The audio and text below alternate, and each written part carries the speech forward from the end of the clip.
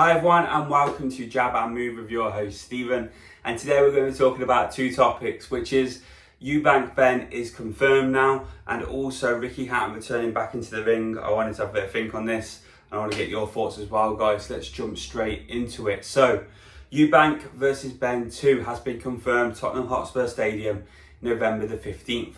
What do we reckon to this fight? Now for me personally, I don't want to see it again. There are a few factors for this, but I'm going to go through them very quickly. One thing is because I feel like it was a perfect storm for this one.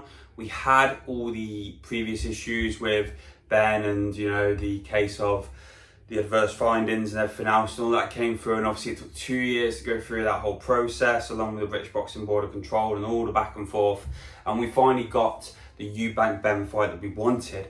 But through all that conjecture, through all that controversy, obviously Eubank used it for his promotion, and obviously the egg in the face and everything, stuff like that, was all this part of this elaborate plan to gain more people to watch it, and it worked. It was probably the biggest fight of the year. I'm pretty sure if you look at the numbers, it's going to be very much up there. But it really, really worked, and it was a great night of boxing that night. With another thing, Eubank Sr coming out of nowhere, who expected that? No one. And everyone getting hyped for it. Also, the undercard was phenomenal. All 5 fights before that were absolute class, and it all went the distance. So it added to the night, it added to the theatre, it added to the atmosphere. But I think we've seen it now. We've seen what we can do, and the only thing in that fight for me that gave Eubank any disadvantage was the pissing about with the rehydration clause. And I always said, if that had been messed about with, that is where it was potentially going to affect him. We've seen punch resistance against Liam Smith and stuff when he boils down in weight. We've seen how it can affect him.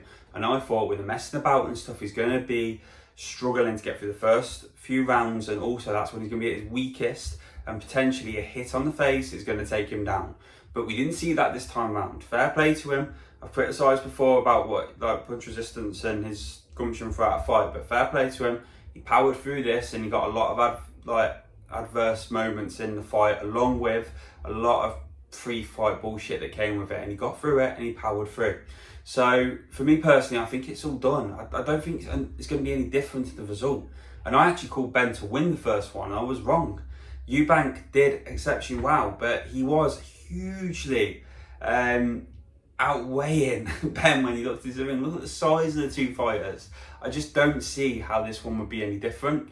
I think it was too convincing in the end, and it was everything aligned just too much. There were too many factors that worked this time that ain't going to work a second time. So for me, I feel like it was lightning in a bottle once, keep it, and then move on. Because it also questions about Eubank and if he wants to ever go for a big title, because he could go and have that title fight now. It was always a cheat code for both these fighters to go and fight for other titles in their respective weight divisions, but he hasn't. They've gone back for a second fight.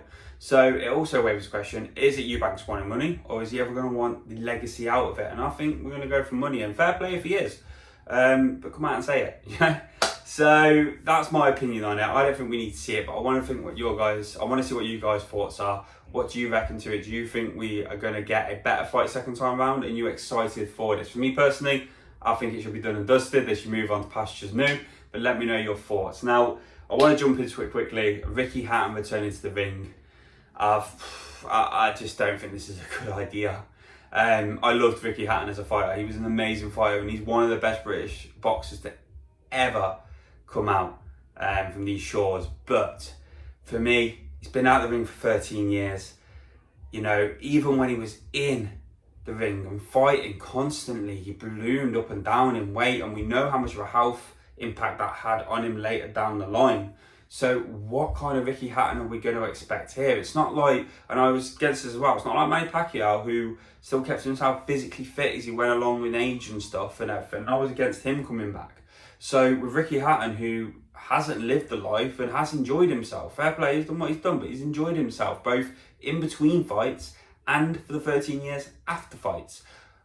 I don't think it's a good idea. I think he's had his time. He should run off into the sunset and keep his legacy and not come back. But let me know your thoughts, guys, on this. Do you think Ricky Hatton will come back? And do you think he'll come back? Well, he says he's coming back. Do you think he will come back, I wouldn't say better, but do you think he'll come back even close to the fighter he once was?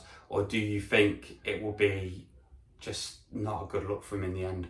Let me know your thoughts, guys. Like I said, Eubank versus Benn II. What do you reckon to this? And Ricky Hatton back in the ring. What do we expect? Look forward to hearing from you guys. Take care. Bye.